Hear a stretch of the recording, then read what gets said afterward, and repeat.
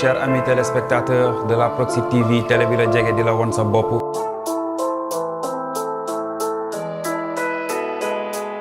ak ñoo xam ne dañuy yëngatu dans l'art la musique. ñu ngi ci. Ce sont des jeunes yoo xam ne dañu toog.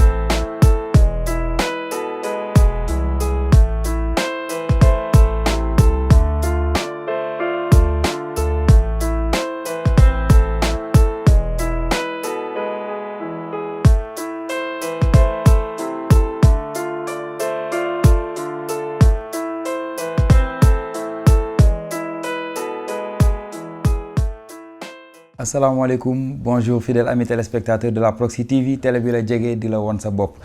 Bienvenue aussi bu ñu ko waxee ñu ni dal leen ak jàmm ci seen rendez-vous hebdomadaire d'autour de l'impact qui est tant attendu d'ailleurs par nos téléspectateurs, par nos fidèles ñi nga xam ne ñu ngi koy suivre depuis ci seen chaîne télévision, depuis aussi ci seen réseau internet et tout ça. Donc ñu ngi leen di jaajëfal bu baax a baax di leen dalal jàmm ci seen émission. Donc comme on le fait toujours, aujourd'hui on a comme invité monsieur El Hadj Omar Ndiaye, qui est le secrétaire général du parti Force Nouvelle Patriotique du Sénégal, Sénégal moo ñu saf, qui est aussi membre de l'Alliance Benno Bokk Yaakaar, qui est aussi le directeur de l'administration et des ressources humaines du laboratoire national d'analyse et de contrôle l'ANAC du ministère du commerce. Donc bu loolu bu ñu ko déggee dañuy bàyyi ki nga xam ne mooy suñu invité, ki nga xam ne moo ñu dalal d'ailleurs même fii ci këram mu nuyoo. Monsieur El Hadj Omar Ndiaye ñu ngi lay nuyu bu baax a baax. Moussa ñu ngi lay fay. di la nuyu di nuyu aussi seen téléspectateur u télévision Proxi TV. di féliciter également mise en place ak développement télé bi. ndax télé bi aussi dafa doon médium bu important. aujourd'hui ci développement dëkk bi ñu nekk muy Kër Massar. di nuyu aussi di la féliciter yow aussi. ci sa émission bi ngay def. autour de l'impact. ñu ñaan rek li nga xamante ni ñu ngi ko fiy wax. mu doon ay jàngat yoo xamante ni ay jàngat la ci réew mi. lépp loo xamante ni wax nañ ko ci mu doon luy njariñu dëkk bi. luy njariñu aussi askan wi. Voilà, donc c'est avec ces mots monsieur le directeur ubbee li nga xam ne mooy émission bi. Et puis comme ni ñu ko waxee en cette période ak période bi ñu nekk nii lépp lu ñu fi wax mu nekk wax boo xam ne dina jëriñ askan wi. Mais bon bu may door man fan laay njëkk dalee c'est kan mooy monsieur El Hadj Omar Ndiaye.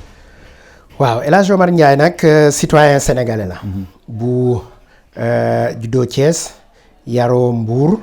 peut-être def ses études fii ci Sénégal ak à l'étranger aussi, notamment à Grenoble en France. ñibbi si Sénégal dugg si liggéey bi nga xamante ni ci administration bi la. ñu dooree ko par le Sénat. yeggalee ko dans l'administration publique, mais spécialisé wu généralement ci li ñuy tuddee mooy gestion des ressources humaines. Maintenant loolu parallèlement aussi. On a nos activités politiques yi ñu tàmbalee depuis 98. À l'époque on était étudiant. yeggalee ko dans le Parti démocratique sénégalais à l'époque. ba après 2012. 2014 nag ci la ñu génn Parti démocratique sénégalais. def benn break politique. jusqu'à ce que Parti Force Nouvelle Patriotique ñëw wooñu pour ñu nit ñu jàpp ci liggéey bi. bi ñu ko defee nag en 2018. ci lañ def congrès ñu dénk ma reenu parti bi. à travers un congrès mémorable bu ñu def d'ailleurs à Mbour. ñu partagé woon ko ci réseaux sociaux yeeg yépp ak ci plateforme télé yépp ci Sénégal. vraiment loolu aussi ñu nit yàlla def aussi. ñu sànce si fii nii Kër Massar. doon fii doon sunu kër boo gisee tax looloo tax on a préféré vous accueillir ici à la maison. Effectivement. Parce que loolu aussi ci engagement politique aussi. fa nga xamante ni peut-être fa nga yaroo peut-être fa nga juddoo et cetera yooyu yëpp am nga fa ay reen waaye nag fa nga dëkk nag. aussi am nga fa ay responsabilités quand même. voilà loolu kooku moom mooy El Hadj Omar Ndiaye di doomu Sénégal. di doomu Sénégal gi yëpp nag ndax dama koy wax aussi ñun. fu nu neex ni sunu base la.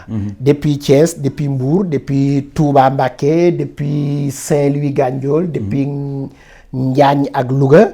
depuis aussi Dakar donc pour dire que ni donc doomu Sénégal lañ daal. doomu Sénégal et puis kenn mënu la cee génne vu que sant bi Ndiaye la rek. voilà donc voilà kenn mënu la génne ci li nga xam ne mooy Sénégal. mais en fait monsieur El Hadj Omar Ndiaye ñu gis ni vous êtes un fonctionnaire boo xam ne yaa ngi au ministère du commerce. donc et que avec ces temps-ci ñu gis ni am na événement boo xam ni jub si na. nit ñi ñëpp jublu nañ ci loolu muy la tabaski. donc avec les prix yi nga xam ni gis nañ ko. mu xaw a dëgër tuuti ci population bi. mu xaw a metti aussi ci yenn couches sociales yi. naka ngeen di jàngatee loolu en tant que administrateur bu nekk ci ministère du commerce. waaw alors loolu nag. jàngat bu mën a yaatu la. ndax problème d'économie la. économie nag dafa complexe bëri ay buntu. mais li ñu ci mën a leeral en tant que agent du ministère du commerce. moo di peut-être sax mën nañ ni il y a des voies beaucoup plus autorisées peut-être pour wax ci. waaye nag comme dañ cee tombé rek. mu doon loo xamante ni préoccupation askan wi la. mën nañ cee apporter quelques éléments d'éclaircissement. alors premier élément d'éclaircissement bi moo di. waxuma ni neex na yokku prix yi waxuma ni it baax na mais damay leeral ni presque normal la ndax li ma tuddee normal moo di boo xoolee lii nga xamante ni wax nga ko ni ci lañ jëm muy tabaski tabaski est une période de très très forte consommation consommation nag bu ñu ko waxee ñu ngi ci l'économie de marché économie de marché alors dafa am ay acteurs yu ko seq ci biir acteurs yooyu yaa ngi am consommateur bi yaa ngi am ki nga xamante ni moom mooy producteur bi yaa ngi am ki nga xamante ni moom mooy grossiste bi yaa ngi am ki nga xamante ni ab chaîne la donc chaîne boobu noonu buñ ko ñëpp songandoo consommateur bi song ko ñu war a am dafay am tension ci marché bi effectivement prix nag li ñu ciy rappeler te loolu dafa jara historique la mais historique dafay tax ñu nit ñu comprendre li xew tey moo di Sénégal c'est en 1994 par la loi 94-63 le Sénégal décidé libéraliser marché am libéralisation de marché nag moom mooy état dafay préférer jóge léegi ci li ñuy tuddee distribution bu njëkk yaa ngi daan gis naan ay Sonadis moo amoon société nationale de distribution ça veut dire que ni état moom moo daan jënd moom moo daan distribuer kon état moo doonoon commerçant bu mag effectivement en 2014 nag Sénégal décidé par la loi 63 dañuy libéraliser léegi kon ay privé ñoom ñooy yor marché bi privé nag bu yoree marché njëndakum jaay la dañu am suñu benn temps nekk université suñu profu économie bu daan wax naan économie li ci mën naa yem CM2 ndax li ci des lépp xóotal la waaye li ci kii moo di prix de vente égale prix de revient plus frais donc loolu moom mooy ndax bu ñu gisee ni ki nga xamante ni moom mooy importer ji produit bi bu ko indee lim ko daan dikkee bu fekkee dafa am ay variation yu ci nekk daf koy faaw mu répercuter ko ci prix bi maintenant acteurs yi ma fi lim yépp nag dafa am koo xamante ni moom moo leen di chapeauter muy l'État à travers le ministère du commerce ministère du commerce nag moom mooy réguler ministère du commerce du jaay du jënd mais dafay réguler régulation bi ñu ngi koy defee sur plusieurs paramètres ñu ngi koy defee ci dimbali importateurs yi au niveau de la taxation mooy taxe d'importation yi mën nañ permettre ñu réguler ci ñu ngi permettre également sur la distribution fexe ba stock bi bëri waaw ndax stock bi bu bëriwul day am tension ndax bu produit aussi c'est l'offre et de la demande ndax bu offre bi wàññeekoo rek demande bi yokku loolu it day yokk prix yooyu yëpp ay mécanisme de kii la mais yooyu yëpp nag ministère du commerce mu ngi ciy liggéey yu am solo aujourd'hui mën naa ni la ci farine bi xëy na yokk yi ñu wax yëpp ci farine bi mburu yokkuwul parce que tey jii ministère du commerce dem nañ laal benn levier mooy taxu TVA yi nga xamante ni ku daan importer blé ñoom it ñu ni au lieu TVA Sénégal 18% la kon nañ wàññi ba 6% ci TVA blé comme ça permet ñu wàññi prix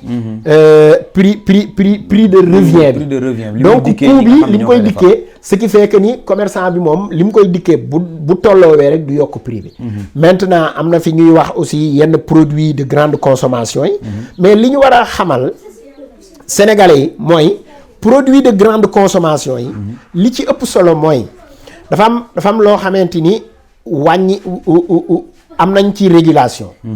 Sénégal en 2013 am nañ loo xamante ni état du Sénégal wàññi na ko fixé na ko ci prix. Normalement sax dans un marché concurrentiel et un marché libéral. Fixation de prix c'est anormal. Mais Sénégal def na le choix à travers la décision de son excellence le président de la République Macky Sall nii dafay fixer yenn prix yi mooy les prix de grande consommation 5 produits aujourd'hui fixé nañ prix bi. Fixé nañ prix wu dëwlin. Fixé nañ prix ceeb. Fixé nañ prix suukar. Fixé nañ prix gaz. Donc yooyu nga xamante ni presque jaboot gi da koy kii président moom ci yërmande moom moo ni nañ ko fixé. Yeneen produits yi maintenant régulation de marché lañ koy surveiller. mooy fexe ba produit am fexe ba produit doy fexe aussi ba marge de prix yi nga xamante ni du mën a weesu. Maintenant dina am ay variations entre yu am fii ci Dakar ak dans les régions. Mais yooyu yëpp à chaque fois dañ koy jéem a xool nu ñu koy maîtriser. Voilà nu ñu koy maîtriser. loolu moom moo ci am situation bu xaw a normal la. muy denrée de première nécessité. Donc par exemple tey jii nii bu ñu nee tabaski rek toujours je reviens sur ça. am na benn affaire boo xam ne du ma ne affaire sax benn. Levier bu ci nekk boo xam ni forcément faa ñu jaar ci muy le mouton. Et on voit que à travers li nga xam ni mooy nit ñi jugee mangi si di ñëw. biir Dakar des fois dañuy jël prix yi yokk ko. ba déjà mouton nekk denrée boo xam ni kenn mënu cee jot c'est inaccessible. presque maintenant yooyu noonu yan jéego la ci ministre du commerce mën a def wala yan jeexital lay am ji. waaw ministère du commerce. teel na ci tàmbale liggéey ci liggéey boobu. Le directeur du commerce intérieur ji fan yële def na benn sortie pour leeral yi nga xamante ni mooy mécanisme yi ci état de manière générale tàmbalee liggéey. Mécanisme yi ci état tàmbalee liggéey c'est déjà dans l'approvisionnement. Mais approvisionnement bi aussi ñu leeral ci ni Sénégal ay xar yi tabaskeem mu ngi jógee li ñuy produire ci biir Sénégal mu ngi jógee aussi Mauritanie mu ngi jógee aussi Mali. Tey jii ñëpp xam nañ ni Mali xaw na am jafe-jafe. Mali tey jii am nañ ay crise politico économique yoo xamante ni tax na frontière u Sénégal ak Mali am na quelques jafe-jafe yoo xamante ni am nañ ko ci. Am na leneen loo xamante ni aussi loolu pour ñu régler ko géopolitique la. Géopolitique nag yeneen mécanisme ñoom ñoo koy régler. Am na ci leneen loo xamante ni ñu ngi naan ci transport bi la. xam nga kon loo gis rek dafay bëri ay leviers yu ñuy kii. transport bi ak sécurité bi. transport bi ak sécurité bi ndax. transport bi ak location lieu yi yooyu noonu yëpp dafay jouer ci voilà intrant yi dafay jouer ci disponibilité produit. ndax bala ñoo wax affaire prix yi ndax cher na ndax bu bëriwul rek dafay cher. ndax fii ñu toll nii duggaguñ ci prix yi. mais bu bëriwul rek dafay cher. donc ñun li ñuy travailler moo di pour que produit yi mën a bëri. bu bëriwul dafay cher. donc ñun ñu ngi travailler dans ce sens là pour que produit yi mën a bëri. voilà loolu daal lañ ci bëggoon a leeral donc muy mécanisme yoo xamante ni ñu ngi ciy liggéey lu bëri. donc ci. transport bi pour faciliter transport bi. pour faciliter également importation xar yi ñoom ñu mën a dugg si ñi génne ci ñu jógee ci bitim réew ñu mën a dugg facilement. transport bi ñu yombaleen leen ko sécurité bi aussi ñu yombaleen leen ko mais aussi aménager place yi ñuy jaay. ñu am ndox am courant et cetera donc yu bëri. daal ay levier la yoo xamante ni ñu ngi ciy liggéey sur ce plan là. faisons un peu de météo. Est-ce que xar dina yomb ren. bon il faut que mécanisme yooyu yëpp ñuy def. ndax gab bi il faut que dafa am benn boo xamante ni yu ci bëri mën nañ koo maîtriser. mais li ñu mënta maîtriser peut-être moom moo di xar yi jóge bitim réew. xar yi jóge bitim réew moom ala kulli al il faut que ñu fexe ba moom it mu yegsi. il faut que ñu fexe ba moom it mu yegsi xam nga tey jii ay dëkk yoo xamante ni yu mel ni Mali yoo xamante ni ils ont d'importants problèmes de sécurité d'importants problèmes politiques. tey jii mën nga faa amee ay bett-bett. mën nga faa amee ay bett-bett ñu dem ba ca biir. affaire convoi yu waroon a ñëw ñu dem ba du ñu egsi et cetera yooyu yëpp mën naa influer ci prix bi. mais en tout cas Sénégal mu ngi ciy liggéey keroog madame la ministre du commerce dem na fële na le Gambie. Pour que avec son homologue ministre du commerce Gambie. ñoom it ñu liggéey ci période bi circulation marchandise mi autour de Gambie bi. il faut toujours faire ça parce que dañ koy soxla. Sénégalais yi niveau bi demeewul noonu. ba effectivement tax na mënuñu carrément di dund ak li nga xam ne moom la ñuy def vu que dañoo libéraliser commerce bi. donc ñun suñuy mbokk ci boppam ñoo ñuy def yenn yi. je peux le dire ainsi. man maay doon benn grossiste. jënd marchandise téye ko sama boutique. ba mu yokk ma doog koy jaayaat wala ma doog koy génne du ma ko génne lu leer mais yooyu noonu amul daan yoo xam ni ministère du commerce jéem na ko wala mu ngi koy waaj a def pour genre yooyu noonu. loolu c'est vrai Sénégal structure marché dafa compliqué. ndax marché bu informel la. marché bu informel bu ñu ko càmbaree dafay bëri li ñuy tuddee ay intermédiaires. c'est-à-dire que entre le producteur ak ki nga xamante ni mooy le consommateur day bëri. ay intermédiaires yu nekk ci diggante bi même transport bi kii na te ku ci nekk aussi da nga ciy bëgg a am tuuti marge c'est-à-dire que intermédiaire bu ne da ciy yokk ce qui fait que ni entre le producteur et le consommateur ku ci nekk dafa bu amee ñaari nit ba ñett ba ñeent bu nekk ci diggante bi da ngay gis ñu kii gis nga fi ñu toll nii boo demee ci daral ka moom xar mi moom day dem tooge ji ne lee jël ay xaram am kum ko dénk ko benn jóobeen boo xamante ni jóobeen ba moom it am juróomi adjoint yu koy waxaaleel ku ci nekk moom it bëgg ci dara ça veut dire que tey jii bu la borom xar mi ne yow jaaye ko 150,000 yow boo ci déggee 150,000 doo jaay ndax kon da nga naan kon du ma ci am dara boo ci déggee 152,000 parfois doo jaay ndax da nga naan du ma ci mën a sédd sama gaay donc yow boo ci déggul ba 160 gis nga fi ñu toll nii kon marge ñoom ñu ngi yokk xar donc ce qui fait que ni loolu aussi lu ñu war a surveiller la lu ñu war a surveiller la bon au Sénégal nag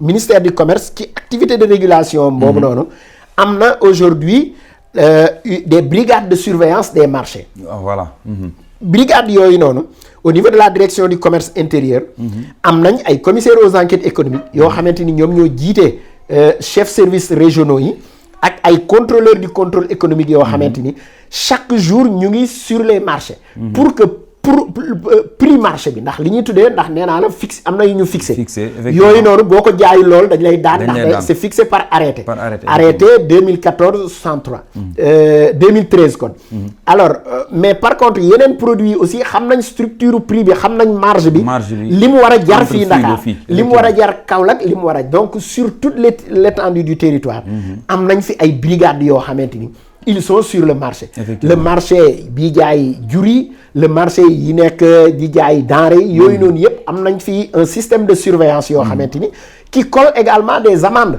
mën nañ cee dem tey jii ba tëj sa boutique tey jii ministère du commerce mën na dem ba tëj sa boutique tey jii parce que dugg nañ li ngay jaayee gaz nga yokk ko ci prix yoo xamante ni ñu jàpp la benn yoon amende la une sanction pécuniaire nga doon un multirécidiviste mën nañu cee dem ba traduire le même au niveau en justice donc muy des niveaux de sanction graduels yoo xamante ni dañ koy am ñoom c'est des agents assermentés donc am nañ ce pouvoir là donc yooyu yëpp ay levier la yoo xamante ni état mu ngi ciy liggéey te il faut que sénégalais yi xam ko. effectivement il faut que sénégalais yi xam ko comme niñ la dalalee nii on rappelle toujours à nos téléspectateurs et fidèles de cette émission autour de l'impact ñu ngi fii au niveau de la pénitence cité pénitence à Keur Massar plus particulièrement dans la commune de Keur Massar Sud. Voilà, je pense bien Keur Massar Sud. Voilà, c'est ça. donc monsieur le directeur moom.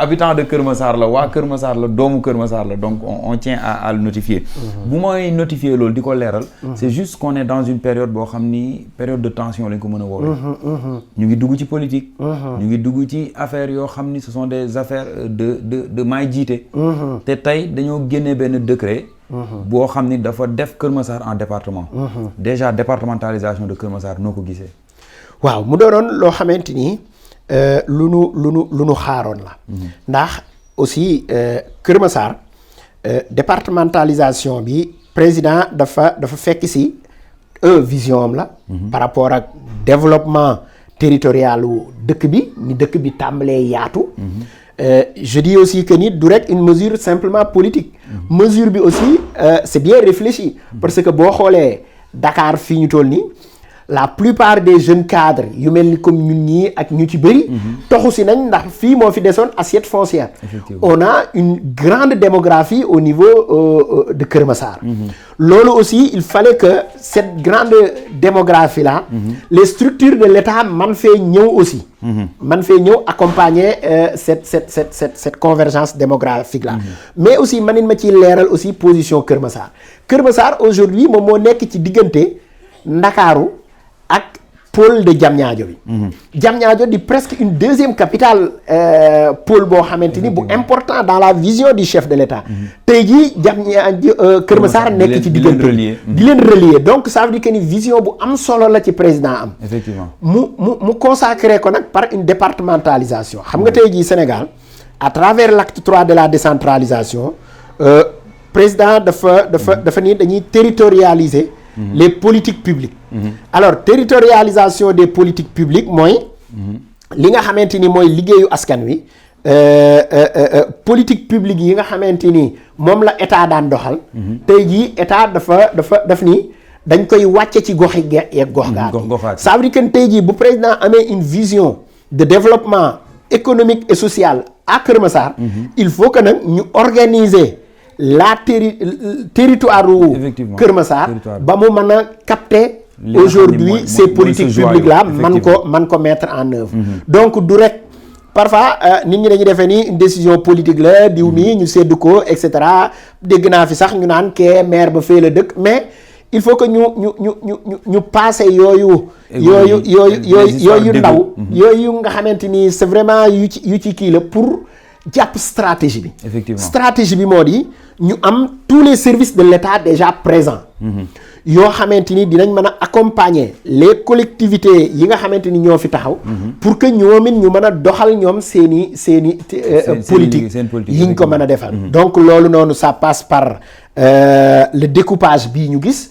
en dehors du département on a vu que ni Keur Massar maintenant a 3 arrondissements. effectivement aujourd'hui sur la présence des services de l'État dinañ am un préfet de département dinañ am 3 sous-préfectures yoo xamante ni dañuy surveiller la gestion des collectivités locales ñoom ñooy doon loxoy service exécutif maintenant aussi dinañ am un département un conseil départemental boo xamante ni moom mooy def li ñuy tuddee rapprochement des collectivités moom mooy chapeauter les grandes missions du département sur le plan déconcentré également dinañ gis ni chaque commune dina mën a gérer ses politiques de manière spécifique donc ñu am 6 communes alors que ni avant ñu ngi woon sur une grande commune de Keur Massar aujourd'hui alors que ni avec des 140 et quelques quartiers loolu tey jii dafa 10 gis nañ donc problème yi mu jural Keur Massar yëpp gis nga daaw président bi muy annoncé suñu département bi mais c'était fii ci biir suñu koñ mi la ko fekk te ñaanuñu ko yàlla loolu il faut que ñu jël ko en charge mais au-delà de inondation yi les problèmes de voirie les problèmes de sécurité les problèmes d'accessibilité et cetera yooyu noonu yëpp ay défis la yoo xamante ni l'équipe yi nga xamante ni war nañ koo kii loolu moom mooy enjeu départementalisation yi ak découpage bi mais du ay enjeu personnel yi il faut que ñu dépasser ko pour mën a capter enjeu stratégique te loolu moom mooy permettre aussi ñu permettre les populations ñu mën a xàmmee les offres politiques en place aujourd'hui avec les acteurs. Effectivement. Maintenant concernant départementalisation toujours on a vu que ki nga xam ni mooy le ministre qui avait pris en charge départementalisation muy Omar Gueye bi nga xam ni mu ngi nekk au niveau de Bambilor moom gars yi bëri nañ luñ ko ci ŋàññi ci ni mu ko defee parce qu'on a dit que la plateforme l'assiette financière bi nga xam ni mooy Lac Rose et tout ça daf ko rattaché ci côté xaajale boobu noonu nga gis jël Tivaouane Peulh dugal ko ci fene aussi waaw xam nga parfois il faut que ñu comprendre nu état di fonctionner parfois ñun dañuy personnaliser c'est-à-dire qu'on réduit des actions de l'État à une personne action de l'État dafa gën a yaatu pour que ñun ñii di fonctionnaire parfois dañuy toog suñuy bureau sax di ree parce que parfois mbir dinañ ko liggéey ba mu sotti ñu woote réunion pour door a expliquer ministre bi ni ko yow yow yaay posé fii sa signature Signature, alors que ni effectivement. parfois ministre bi du ci yëg dara gis nga départementalisation ak découpage communal bi en réalité ça a démarré en 2014 2014 Oumar Gueye Dañu nekkul woon démarré ministre travaux lañ et tout ça. démarré liggéey bi ñu ngi ko dénkoon structure bu ñuy wax agence nationale de l'aménagement du territoire suñu benn xarit Mamadou Djigo jiite ko gis nga ci biir liggéey bi ñoom dem nañ ci ba recourir à une technologie boo xamante ni coopération armée française lañ mujj demandé ak armée sénégalaise pour ñoom ñu dimbali leen ci pour ñu def yenn survol effectivement bu Kër Massar pour mën a xool pour mën a photographier Kër Massar def ay photographie satellitaire def ci ay survol avec des aéronefs pour mën a xool rek nan lañ koy découpage ndax découpage aussi dafa am ni ñu koy defee gis nga dafa bëri après liggéey technique bu ciy nekk boo xamante ni infrastructure de base yi moom mooy école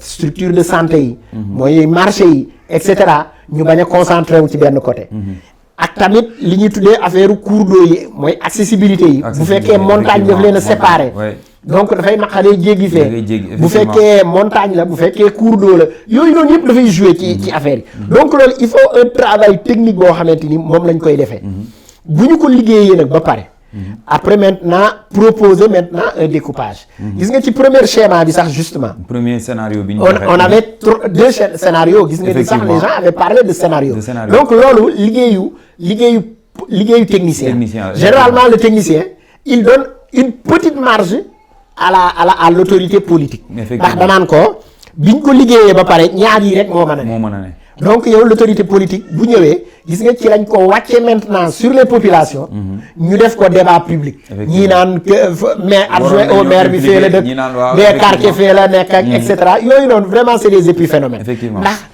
boo xoolee bu fekkee loolu rek a taxoon dans 5 ans dans 10 ans kuñ ñëwoon fee nga dëkk mën ngaa toxu dëkk fële wala même géographie bi géographie locale bi sax mën naa évoluer ndax géographie locale bi dafay évoluer suivant que ni nit ñi di dëkk si suivant que ni nit ñi di tabax suivant que ni nit ñi mais am na loo xamante ni dafay sax moom mooy li nga xamante ni moom mooy écologie bi donc yooyu yëpp dafa bokk ci liggéey bi vraiment man bëgguma ñu réduire ko mais aussi stratégie ak vision politique bi vision politique bi mu ngi bokk ci li nga xamante ni moom mooy stratégie de territorialisation politique publique bi ak nan lañ koy jëlee en charge ak nan lañ koy mën a doxale ak démographie bi fi mu toll nii ak nan la ñuy mën a capter li ñuy tuddee kii démographique bi donc yooyu noonu yëpp ay enjeux la yoo xamante ni yuñ ci jël en charge ba génn liggéey bii d'accord donc ñu jëm ci nag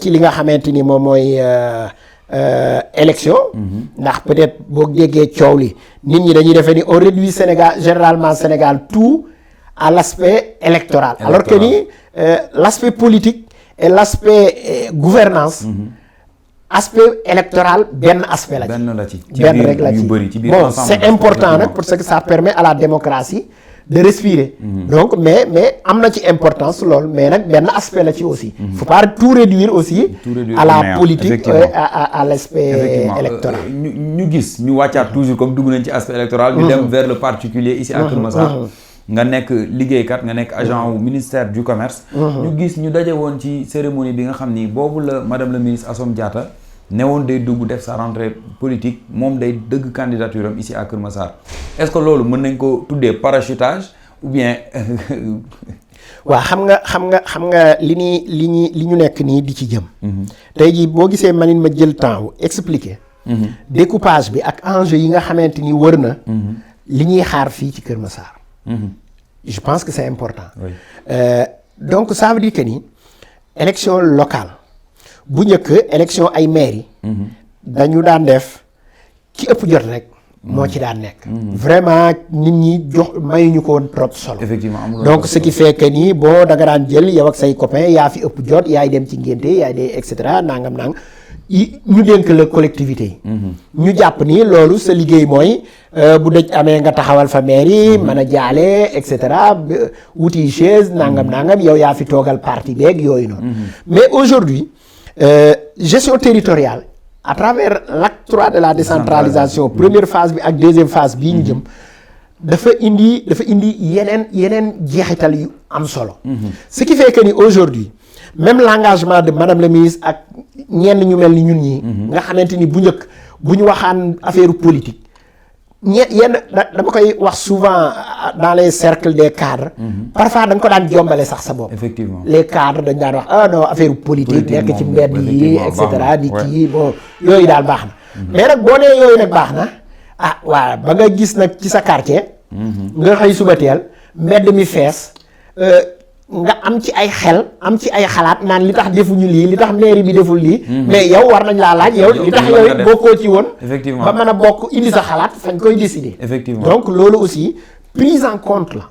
prise de conscience la je pense collective boo xoolee même ci réseaux sociaux yi. ndax bëgguma di personnaliser sax le débat à travers kenn nit. mais boo xoolee aujourd'hui ci réseaux sociaux yi. tu vois beaucoup de cadres aujourd'hui yoo xamante ni élection locale yi daf leen a intéressé. beaucoup d'intellectuels yoo xamante ni élection locale yi daf leen a intéressé parce que aujourd'hui yow fa ngay yeewoo fa ngay dëkkal sa njaboot. madame la ministre li ngay wax Aminata Assome Diatta.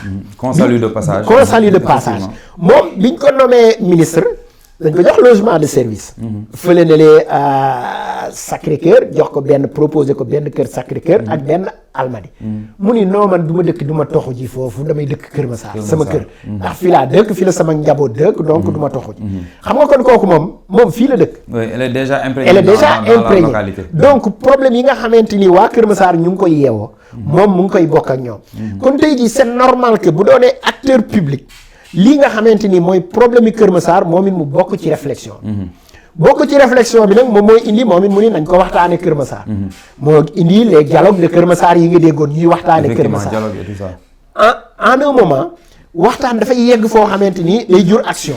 day jur réaction day jur aussi engagement. donc réaction et engagement.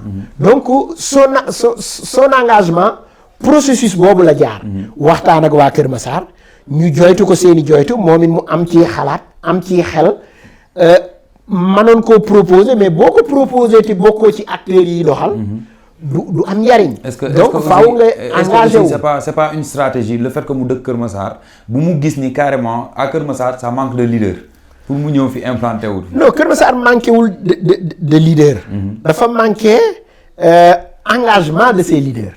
justement keroog xam nga on avait organisé un dîner où il a fallu ñu cibler des personnalités yoo xamante ni kenn ci politique wul. effectivement yu dëkk politique Kër Massar mais biñ leen woowee dañu leen kaay leen parce que lii ñun ñëpp ñoo ko bokk. et puis dañoo jaaxle woon. dañoo jaaxle ci ñi fa dajee parfois même yéen yi nga xamante ni yéen a yor presse bi.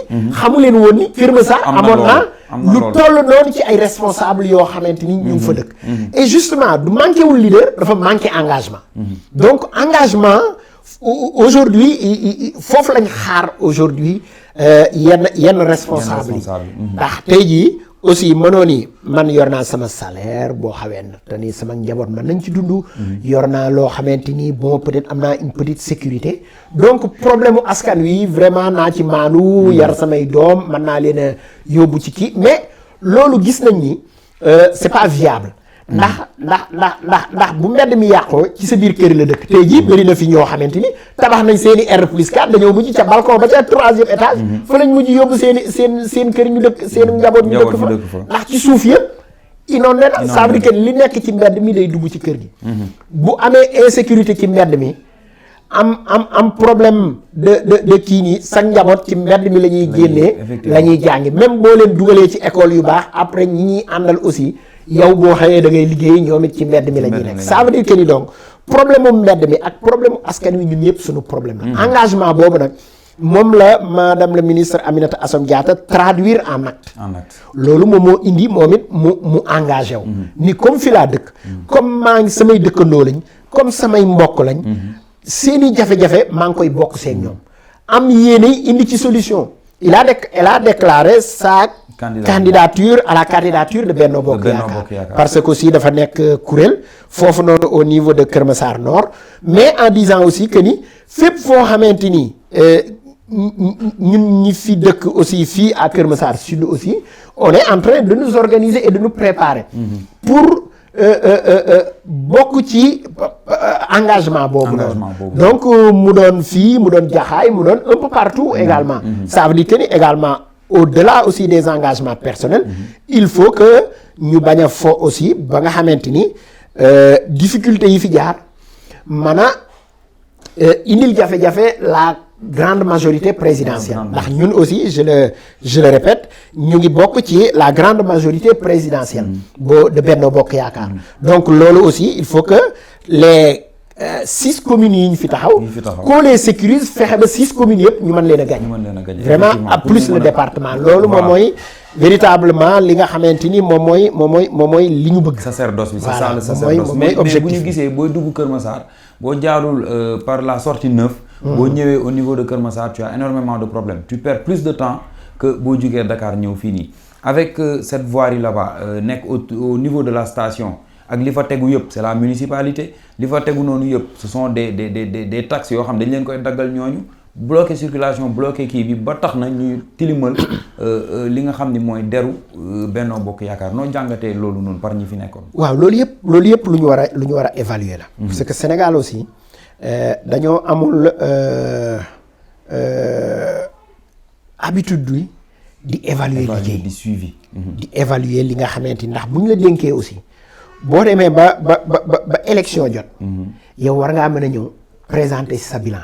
ñu évaluer ko càmbar ko xool li nga liggéey.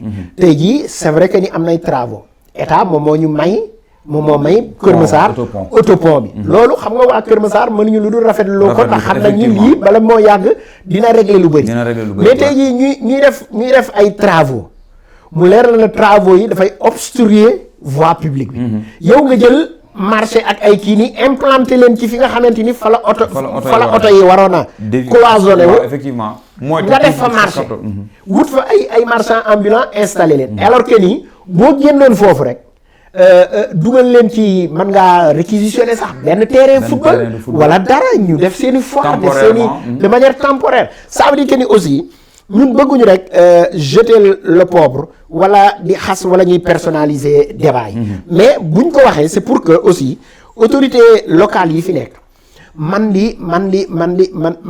di rectifier un peu seeni action parce que aussi ils sont détenteurs du pouvoir public ndax ku fa jaar rek gis nga ni lii normal loolu jarul ngay doon scientifique wala ngay doon aménagiste wala technicien pour xam ni foo xamante ni ay travaux ñoo fa nekk ñu baare digg tali bi di fa def ay autopont la ca des ca tali ba nga jox koy ay marchand ambulant ñu lal fa seeni kii may wax sax nga créé fa benn foire et cetera xam nga donc loolu vraiment loolu moo tax sax mani il faut que au niveau de Benno Bokk Yaakaar qu'on soit vigilant effectivement qu'on soit vigilant qu'on regarde que ni ndax yooyu yëpp dafay metti waa les Massarois il faut que ñu xool aujourd'hui ñu mën a sanctionner bilan yi mën a ku ci nekk porter sa bilan du rek parce que xam nga li fi nekk man moo tax ñun ñu préféré bi ñu génnee PDS wut suñuy organisation bopp ndax organisation yu mag yi les grands partis politiques boo xoolee pour un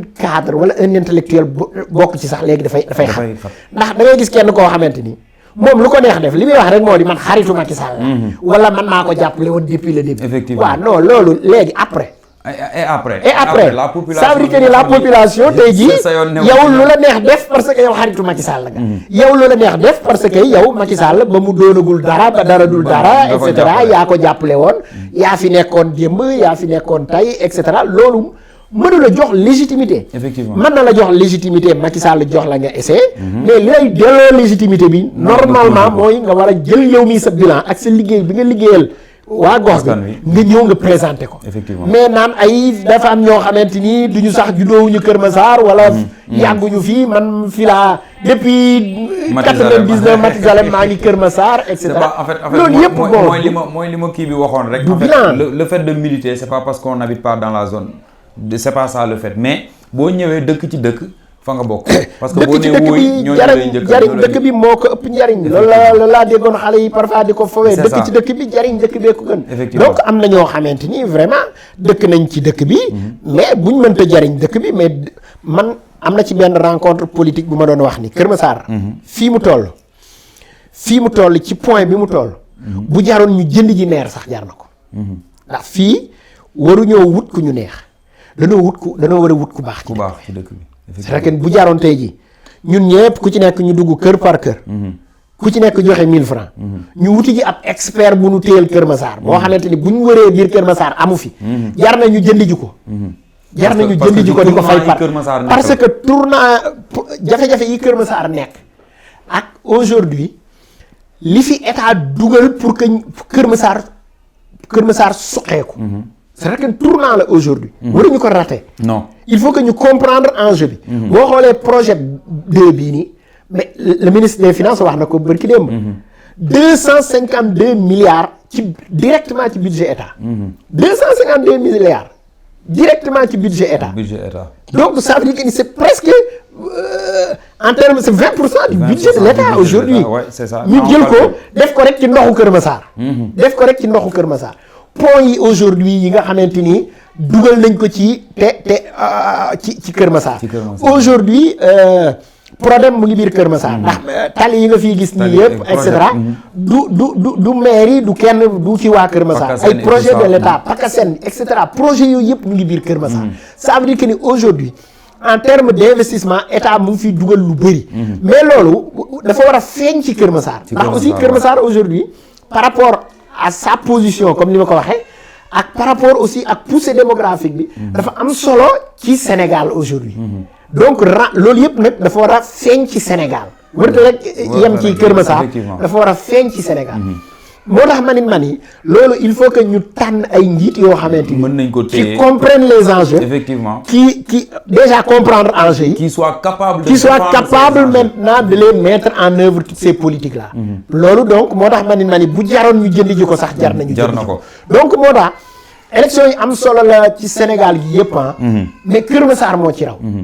boo xoolee télé yi Kër Massar rek la ñuy waxtaan effectivement ça veut dire que ni aujourd'hui le focus est sur Kër Massar donc enjeu yooyu noonu il faut que population yi man maa ngi ciy profité ci seen médium bii nii di ci wax ni heure bi kuy tànn na nga xalaat sa doom kuy tànn na nga xalaat sa ëllëg kuy tànn na nga xalaat ndax dénkaane dama koy wax ni tey jii boo dee tabax sa kër nga fekk ab menuisier métallique nga jox ko ciment bu doy jox ko suuf su doy ni ko tabaxal ma kër bu tabaxee kër ga baaxul bul ni ko xamul dara dafa xamul loolu nit nag da nga koy dénk lu mu xam aussi da nga koy dénk lu mu xam loolu moom mooy efficacité comme nag politique lañ nekk et on est dans un système démocratique appel bi du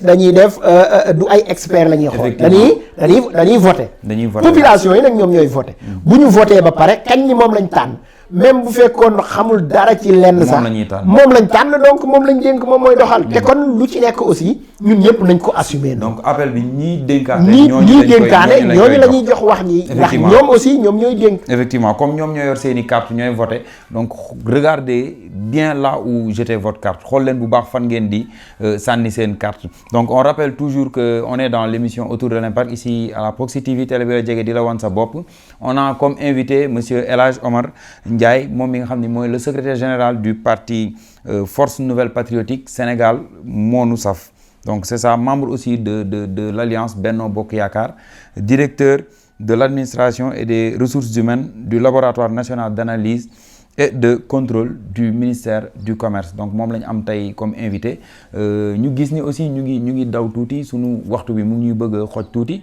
on a des choses yoo xam ni c'est à rectifier à Kër Massar mu bokk ci lan ak lan ci sa jàngat.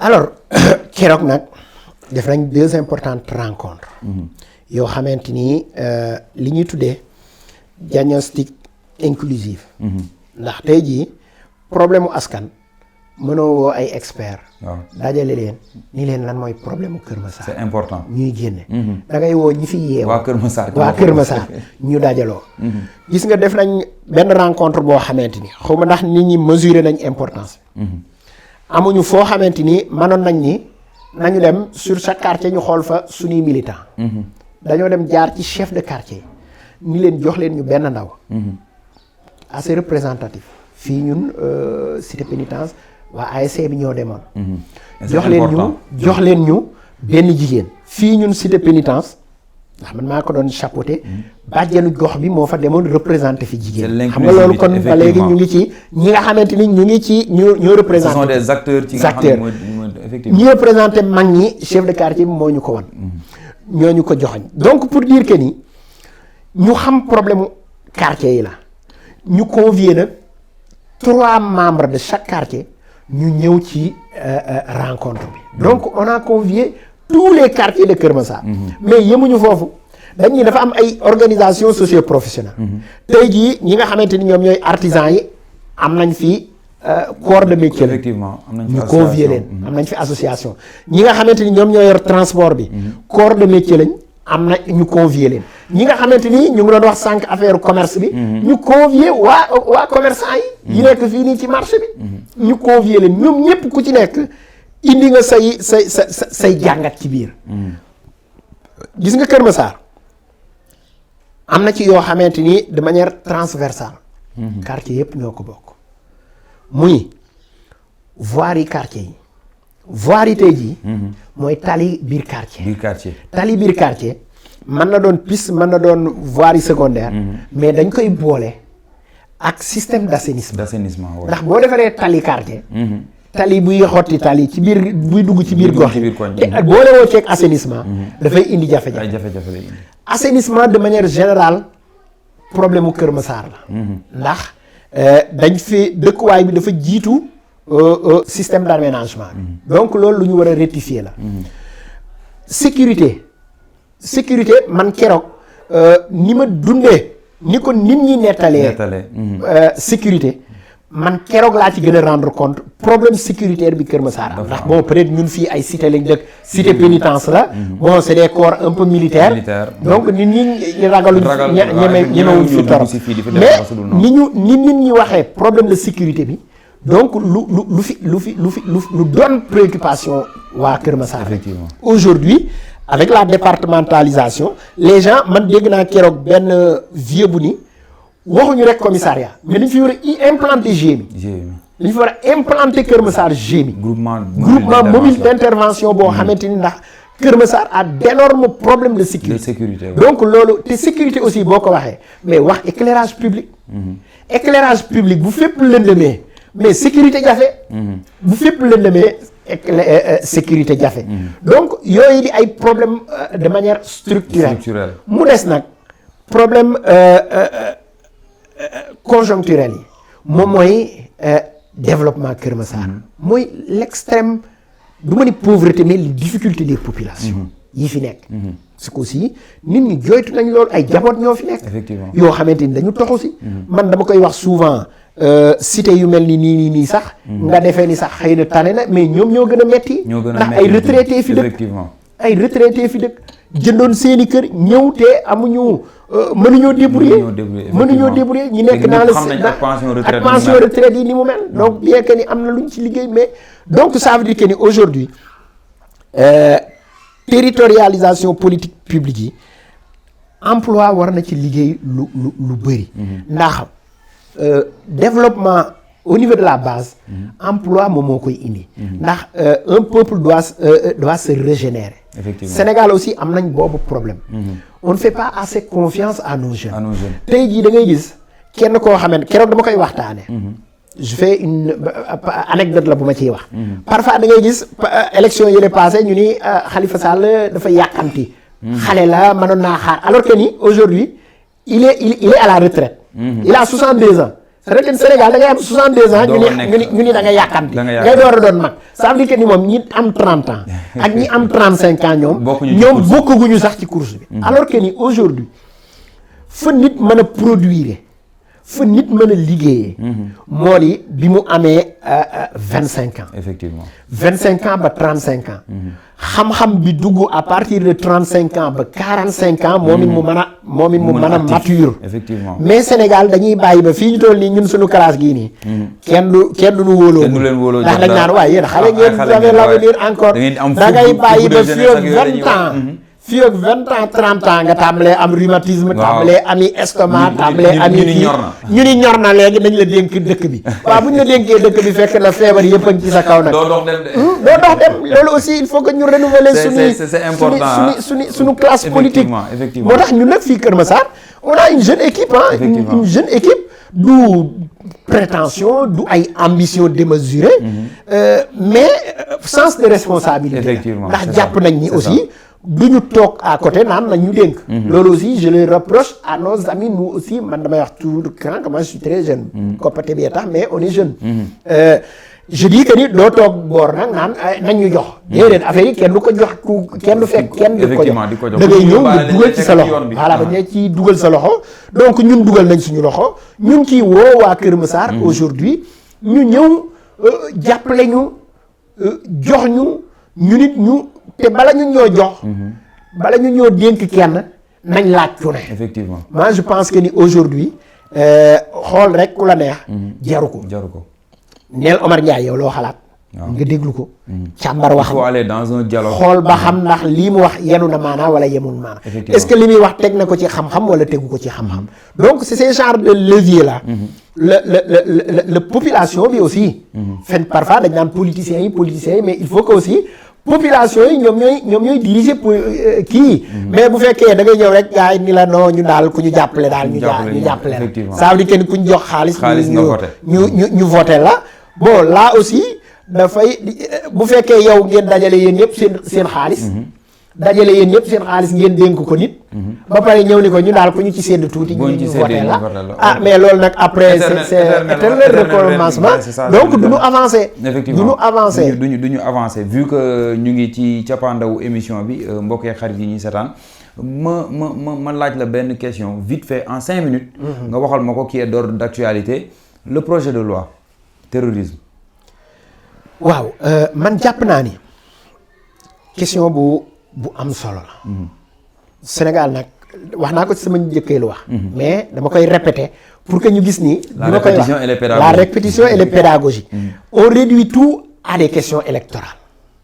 fi ñu toll nii nag bu ñu génnee benn projet de loi alors que ni loi la. loi bi au moins na durer 50 ans. effectivement dañ naan président dafa bëgg 3e mandat wala nangam mu ngi préparer donc on réduit chaque question à une question électorale. mani bërkaati démb.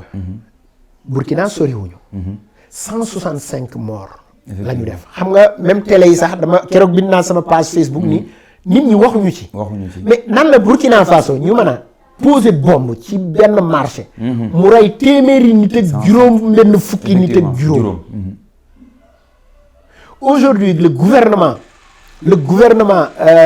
malien xam nga wax nañ léegi ci problème mu Mali bi. effectivement Mali seen genn wàllu réew terroristes yi dañ ko nangu. effectivement ba militaires yi daw ba abandonné leen ko.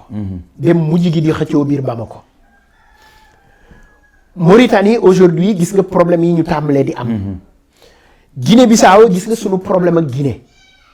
bërki démb rek la ñuy doog a ubbi frontière u Sénégal ak mais am na information boo xamante ni aussi mais nit ñi waxuñu ci parfois Sénégal man damay jaaxle ci ni ñuy traité la problème mais keroog jàpp nañ mais des produits à Thiès gii parfois dañ naan fukki pharmaceutique yi ay déedéet ay produits yuy defar bombe ay produits 5 kilos yoo xamante ni ay produits yuy defar bombe ñu jàppee ko à Thiès xam nga bu ñu nee Thiès moom mooy ñu ngi biir Sénégal. waaw c'est-à-dire que ay nit lañ ko jàppee. gis nga ci ñiñ ko jàppee xamuñu woon sax lan lañ leen dénk.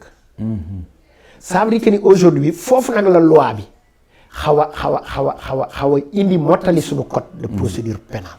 ça veut dire que ni tey jii terrorisme dafa doon loo xamante ni du lu ñuy tey jii ku bëgg a daaneel Sénégal. ku bëgg a toj Sénégal. doo ko organiser Sénégal. ku tëgg a toj Mali. doo ko organiser Mali. tey jii bëri na ñoo xamante ni ñu ngi fii Sénégal mais di liggéey pour Mali. li ñuy ñaawtee fii ñuy liggéey fii Sénégal pour Mali la jëm. am na ñoo xamante ni ñu ngi Afghanistan aujourd'hui Afghanistan ñi nga xamante ni ñoom ñooy kii nii. mais jàpp nañ fa aujourd'hui des kii yoo xamante ni bi ñu leen gëstoo c'est des Sénégalais ay wolof lañ. les services secrets américains ñoo leen jàpp ay wolof lañ. on a averti le Sénégal. waa ñooñu est-ce que dañ leen doon ay wolof lañ ñu doon former pour ñu jëm États-Unis wala fu ñu kii mais en tout état de cause que ni. donc ce sont des Sénégalais en réalité loi bi li mu wax moo di chaîne de responsabilité bi. entre ki nga xamante ni dafay financer terrorisme. ak ki nga xamante ni dafa mooy personne morale bi. mais maintenant même bu ñu ko bëggee réduire ci ñun li ñu bëgg a tuddee fii. nga xamante ni dañ naan mais tey jii yow nga jël ay xale. toog ci sa biir saal. organiser leen ni leen lii daal bu ngeen fexee ba kalaateel ma ko biir géejawaay. mais saa yéen a ci kii nii. donc man de toutes les façons dinaa leen jàppale. kalaate leen ko et cetera jox leen fay leen ñoom it ñu dem. boo yaa nga fële ñoom dëkk ji Pikine. nga joxe exemple rek. yow nga dem dëkk ji Fatick. wala nga dem dëkk ji Koungheul. yow kon man nañ ñi sa yoon nekku ci. donc ça veut dire que tey bu ñu jàppee booy yi la ñu jàpp. mais ñun suñu code mais mën naa bañ a remonter ndax yow xamuñu ci sa responsabilité. yow bu fekkee jàppale nga leen. bu fekkee jàppale nga leen ñoom ñooñu nga xamante ne dañ doon def yi ñaawteef. sa responsabilité code bu bees bi génne na ko. yow bu fekkoon yëgoon nga ko. parfois nga loué ay kër. waaw ñoo xamante ni yaa ngi gis ñuy def ay affaires yoo xamante ni. effectivement ba tew ci boole woo leen c'est pas louche. effectivement yow am na gis nga ni ñii li ñuy kii te boole woo leen. bu ñu defee dara sa responsabilité c'est engagé. aujourd'hui avec code bu bees bi. ça veut dire que ni loi yu important lañ. et puis dañuy avancer ci yéen nit ñi aussi ñu xam ni mais danger wër nañu. et que bu ñu defee ni suñuy liggéeyu maam ñoo ñu protéger. suñuy liggéeyu maam ils nous ont assez protégés mais nag boo ñu la protéger aussi yow it da ngay xippi di xool di surveiller mais aussi créer des mécanismes. aujourd'hui ñun Sénégal ci géej gi la nit ñi jaar. gis nga lu ne ñu ngi koy jàppe ci géej gi. effectivement donc ça veut dire que Sénégal déchets yeeg des armes yëpp dañ koy jàppe ci géej gi. tey jii sur notre système juridique code pénal wu géej gi. amoon na ay vide juridique. il fallait que ñu combler ko. il fallait également yenn instruments yi nga xamante ni Sénégal bokk na ci sur le plan international ñu jël yooyu article dugal ko ñun ci suñu code pénal ndax dañoo gis ni ñun ci organisation mondiale yi ñu bokk. am na ci yenn kuréel yoo xamante ni dañoo gis ni problème mu terrorisme. c'est transfrontalier. ça veut dire que tey jii nit mën naa embarquer Sénégal. dem daanee li ji avion bi. fële kii fekk fii Sénégal lañ ko préparer. il faut que donc ñun Sénégal ñu mën a jël loolu en charge mën a xool tous ces complices ak ñi ko jàppale man leen a jàpp. effectivement te pourtant que ni ñun Sénégal fii peine bi daluñu. même bu ñu peine bi dalul. mais bu fekkee fii lañ ko préparer il faut que donc les commanditaires ak les ñi ci bokk ñëpp. yooyu enjeu le projet de loi bi indi. maintenant te foofu laay tëjee. et c'est important. ñi nga xamante ni nous les acteurs politiques yi bëgg a instrumentaliser problème bi. aujourd'hui ndax projet de loi aussi code pénal aussi ay juges ñoom ñoo koy kii. marche. dafa amoon te day continuer am. marche même def ay casse. xam nga mën ngaa marché ñëw fekk man sama kër nga toj ko. xam nga loolu tey jii du terrorisme. mais délit la. et am na déjà ci code pénal bi. effectivement yow donc man bu ma la porter plainte destruction de bien privé la. bu ma la porter plainte. mais am na déjà ay articles yu ko réglé ba pare. loolu du terrorisme beneen phase la. ki nga xamante ni aussi def na marche def na ay kii nii. fekk bien public yoo xamante ni ay kii la moom it mu toj ko mais destruction de bien public. mais loolu yeneen article la et que juge yi du président wala un homme politique moom code pénal surtout bu ñu ko defoon feneen code pénal bi juge de siège li ñuy tuddee juge de siège mooy kiy juger moo koy interpréter kon kooku xanaa jàng na pour xàmmee lan mooy acte terroriste acte de vandalisme crime délit et cetera ak ay infraction yooyu yëpp am na ci. effectivement bërki démb gis nga ñu fi marche. ñoom Guy Marius Sagna ak ñoom Thiat marché nañ fi bi ñuy voté loi bi. waaw bi ñu marché di dañ leen a jàpp. bi ñu leen jàppee est-ce que yegg na sax ci juge ci guddi gi lañ leen bàyyi. effectivement kon ça veut dire que ni kon ça comme loolu la mujj daal. ça veut dire que ni ñi gis nañ ni loolu jar nañ ñu jàpp leen mais jarul sax ñu fanaanal leen. am na ci ñoo xamante ni Thiat fanaanal nañ ko fi. bi mu demee Kaolack parce que le policier moom s'est senti outragé. loolu délit la.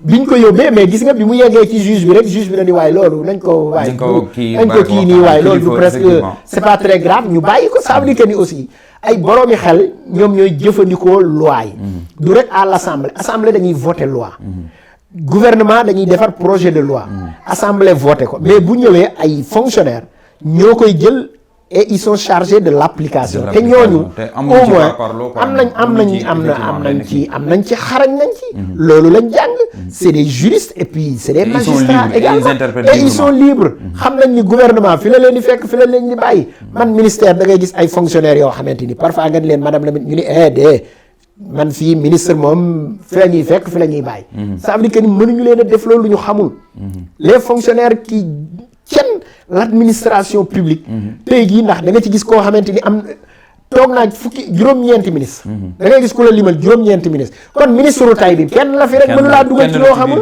kenn la ci benn ministre mënu laa dugal ci loo xamul donc il faut que ñu am confiance ci sunu structure Sénégal nag li ma koy waxee dañuy jël pee di xëccoo daare ñun bëri na yoo xamante ni vraiment ñëpp ak ñu ciy nawee boo génnee à l'étranger mais nit ñi ñu fonke nit ñuy félicité nit ñi même sunu président bii ñuy xas sax nit ñi niñ koy félicité équipe nationale on est premier africain mais ba léegi boo laajee ñu ni non équipe bi des na waaw kon loolu moo ci mën a tee deseti ñooy premier africain FIFA nee na ñooy premier en tout cas làbbali fas moom taxul voilà mais nag nañu continuer mais nag vraiment il y a des efforts qui sont faits effectivement et loolu aussi il faut que ñu nangu ko effectivement voilà il y a des efforts qui ont été faits et puis dañ nangu loolu aussi mais nañ gën a def nañ gën a indi li nga xam ni mooy góorgóorlu indi li nga xam ni mooy génne ñi nga xam ni ñooy sunu njiitu réew yi wala ñi ñu jiite ci li nga xam ni mooy la perfection c'est ça la perfection c'est de l'art et puis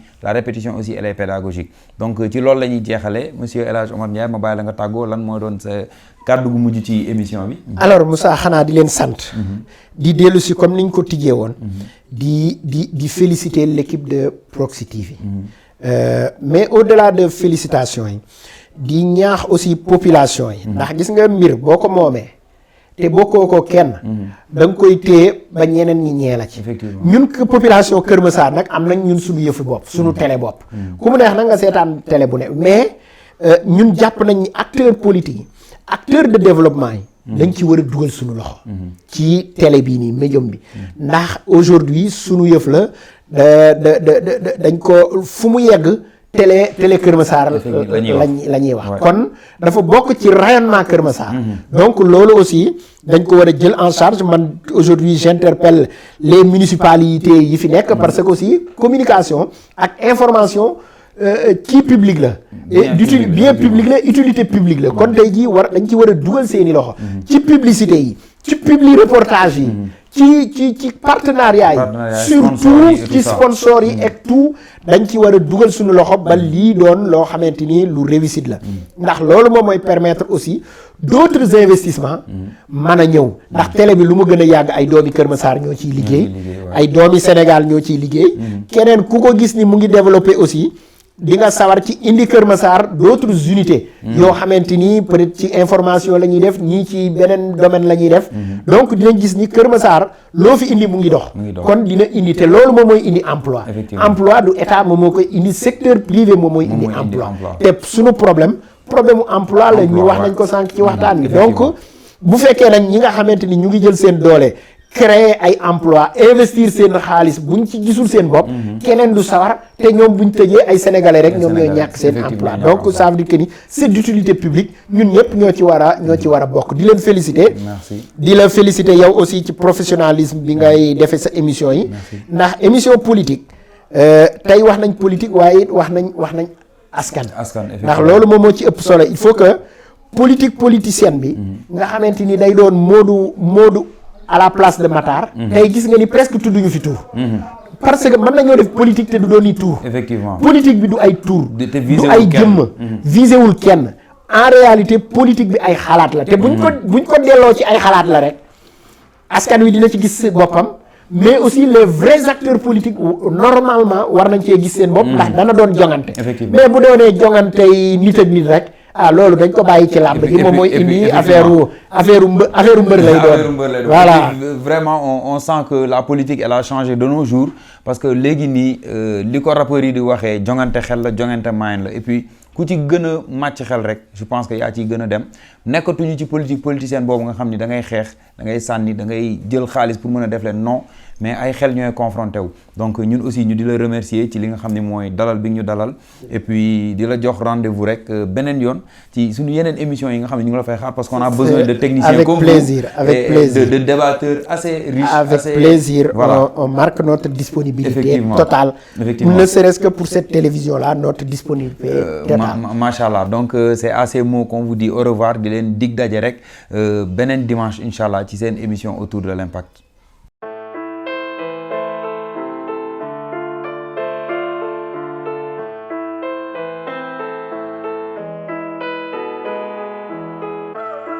Chers amis téléspectateurs de la Proxi TV télé bi la jege di la won sa bopp.